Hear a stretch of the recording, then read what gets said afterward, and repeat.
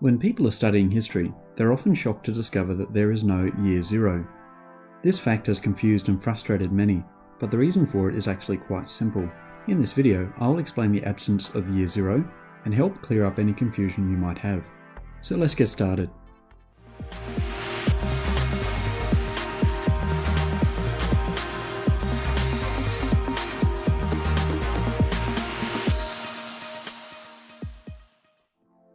Welcome back to another History Skills video. Today we're looking at why there is no year zero in history. In a previous video, we explained how medieval scholars decided to use the terms AD and BC when numbering all years in history. As part of the earlier video, we mentioned that the year 1 BC is followed immediately by AD 1, without any year zero in between. The reason this happens is due to how time is measured. As a quick revision, every year in history is numbered based upon the supposed day upon which Jesus Christ was born. Based upon the date of his birth, all years before it are referred to as years BC, meaning before Christ.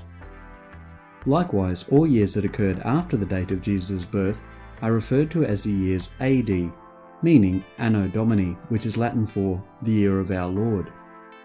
The numbers used for the years BC count down to the birth of Christ, just like negative numbers in mathematics.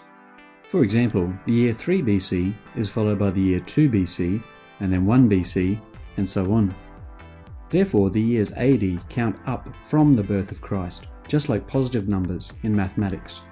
For example, the year AD 1 is followed by AD 2, then AD 3, and so on. However, there is a significant difference to how numbers count in maths. In a sequence of negative numbers to positive numbers, maths would count -3, -2, -1, 0, 1, 2, 3, and so on. In comparison, history actually counts the years from 3 BC to AD 3 like this: 3 BC, 2 BC, 1 BC, AD 1, AD 2, AD 3, and so on. The obvious difference here is the absence of an entire year numbered 0.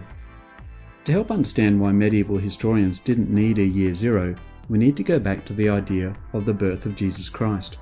Those who tried to measure time based upon the birth of Christ believed that he was born at midnight. This belief is no more than tradition, by the way, but it was widespread during the Middle Ages.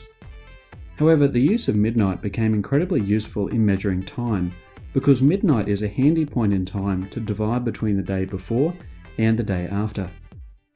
Since medieval scholars were working on the assumption that Jesus was born at exactly midnight, they believed that the very last day before he was born was the very last day of the year 1 BC. As a result, the very first day after he was born was considered to be the very first day of the year AD 1. As you can see, if every day of BC counted down to the exact moment of his birth, and every day afterwards counted the days after his birth, there is no need for an entire year zero in the middle. Even though this is simple to understand, many still struggle with it because they assume that the year number should be the same as numbers in mathematics. Simply put, it is important not to treat history like mathematics. This rule is simply a convention used to label all years in history, not an exact one-to-one use of mathematical principles. A great way to finally prove that there is no year zero in history is to do some research and find a single historical event that happened in year zero.